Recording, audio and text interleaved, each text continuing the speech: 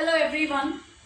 In the last lecture we saw a kind of geometric motivation for permutations in S3, and we also took a slight detour and we spoke about the dihedral groups. We'll come back to permutations in Sn, and we will look at some more related aspects of permutations. So before I give you a definition, let me look at an example. So look at this permutation sigma in S6.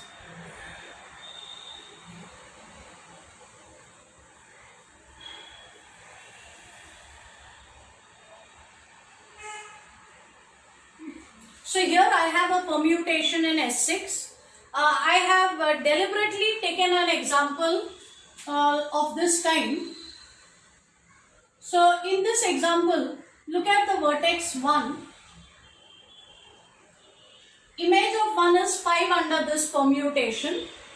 Then under the same permutation, image of 5 is 3. Image of 3 is 6.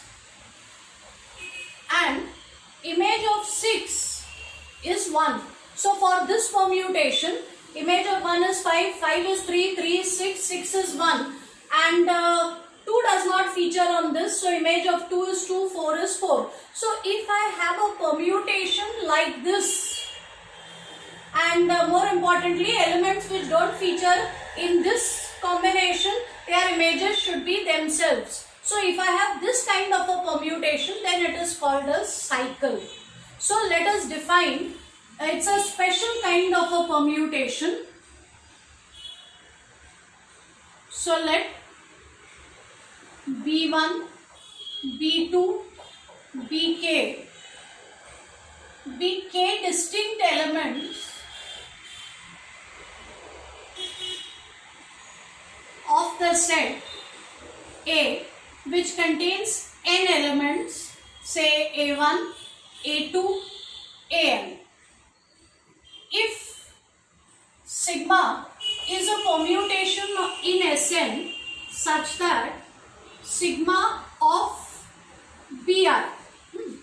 So let me first explain it, then I'll give you the general formula. Suppose I have these k elements from this set, k distinct elements, and this permutation sigma is such that image of B1 is B2, image of B1 is B2, image of B2 is B3, image of Bk minus 1 is Bk, and image of Bk is the first element B1. So if this forms a kind of a cycle, B1 goes to B2, B2 goes to B3, Bk minus 1 goes to Bk, and the last element goes back to the first element, and for all the remaining elements, image of X should be X. So if I take any other element in A besides B1, B2, Bk, then image of X should remain X. So if I have a permutation like this, then this is called a cycle, and because k elements are involved in this cycle, it's called a cycle of length k. And so if I want to write the general definition, I want to write it in a more compact form.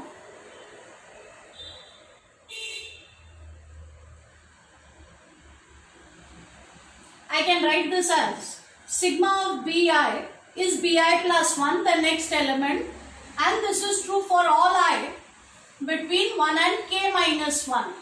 However, for I equal to k, I'll get the last element, image of the last element should be the first element. So if I have a permutation that satisfies these conditions, then sigma is called a cycle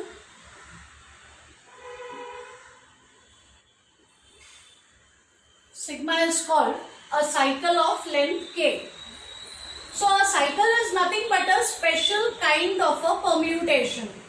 So every cycle is a permutation.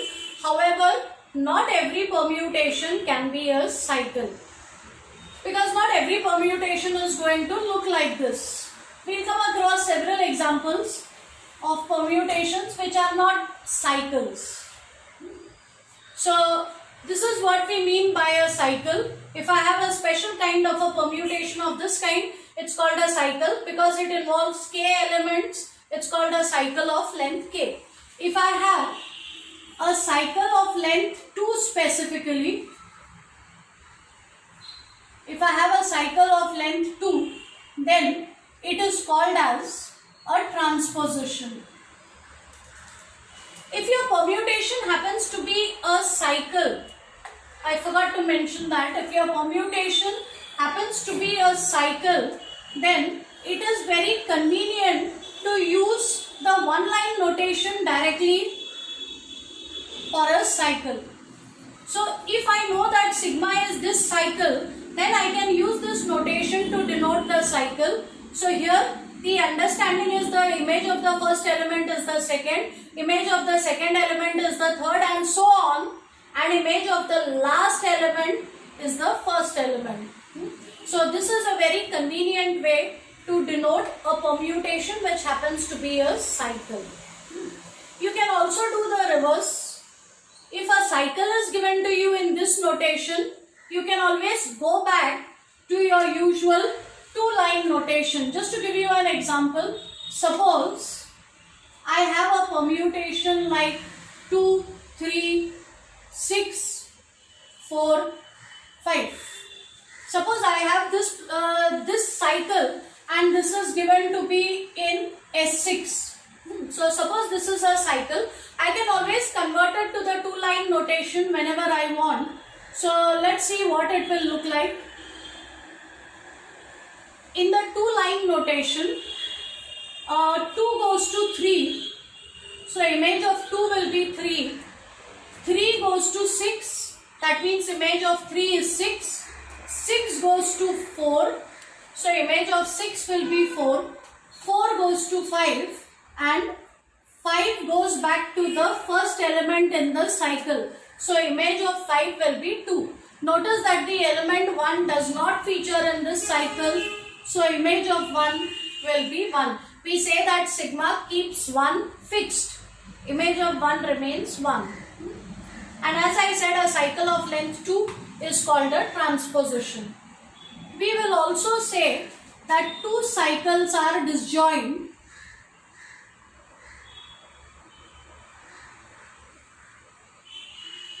cycles are said to be disjoint if they have no elements in common. So, for example, you look at the cycle 1, 2, 3 and you look at the cycle 4, 6. The elements of this cycle are 1, 2, 3. Elements of this cycle are 4 and 6. So, these are two disjoint cycles. They have no elements in common. So, as I mentioned, every cycle is definitely a permutation, but not every permutation is a cycle. So let's look at an example where we attempt to multiply two cycles.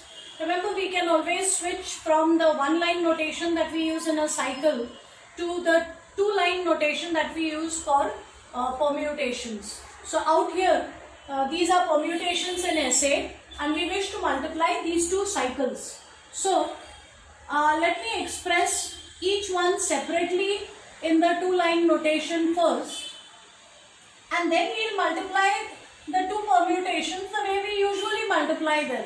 So in the first cycle, when I try to write this as a permutation, 1 goes to 3, 3 goes to 2, 2 goes to 7, 7 goes to 1, and because these other elements don't feature in this cycle, they remain as they are. Then look at the second cycle, 4, 8, 6. Here image of 4 is 8, 8 is 6, 6 is 4, and images of the remaining elements will be themselves. Now let's multiply these two permutations. Permutation multiplication is right to left. So 1 goes to 1, 1 goes to 3, 2 goes to 2, 2 goes to 7, 3 goes to 3 and 3 goes to 2, 4 goes to 8, 8 goes to 8, 5 goes to 5, 5 goes to 5, 6 goes to 4, 4 goes to 4, 7 goes to 7, here 7 goes to 1, 8 goes to 6 and 6 goes to 6. So this is the permutation that we get after multiplying these two cycles. So it is clear that not every permutation is a cycle.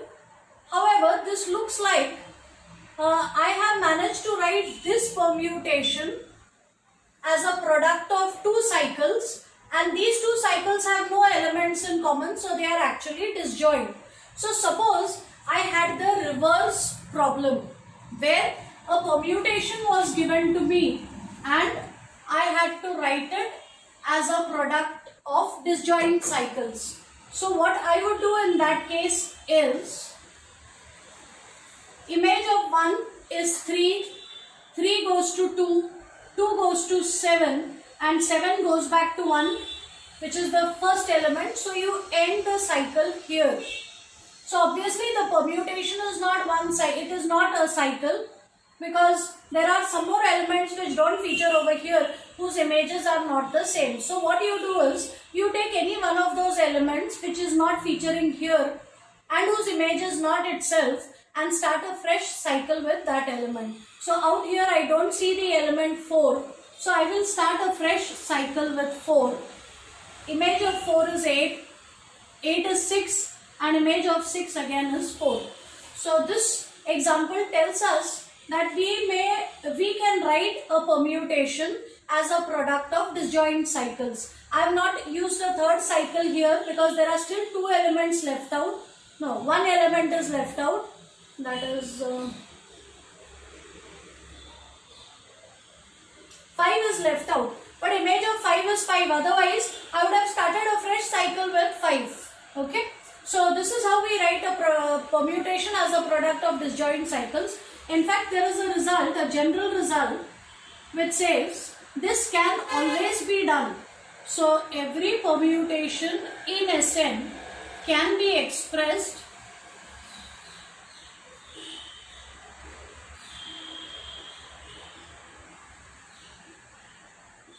as a product of disjoint cycles. So not every permutation may be a cycle, but every permutation can definitely be written as a product of cycles, and that too disjoint cycles. I am not going to be proving this result. However, if many of you feel that I have illustrated at least what we mean by this theorem. If many of you feel that you want to know a proof of this, then mention in the comment section below. It's a lengthy proof, so I'll make a separate video for it and I'll post it separately on the channel itself, but not in this chapter. So I can do that later, but towards the end of the chapter, where I will also be defining orbits, I will at least tell you orally how one can use the idea of orbits to give a much shorter proof of this. Okay? So all that later, but that's all for now. Thank you.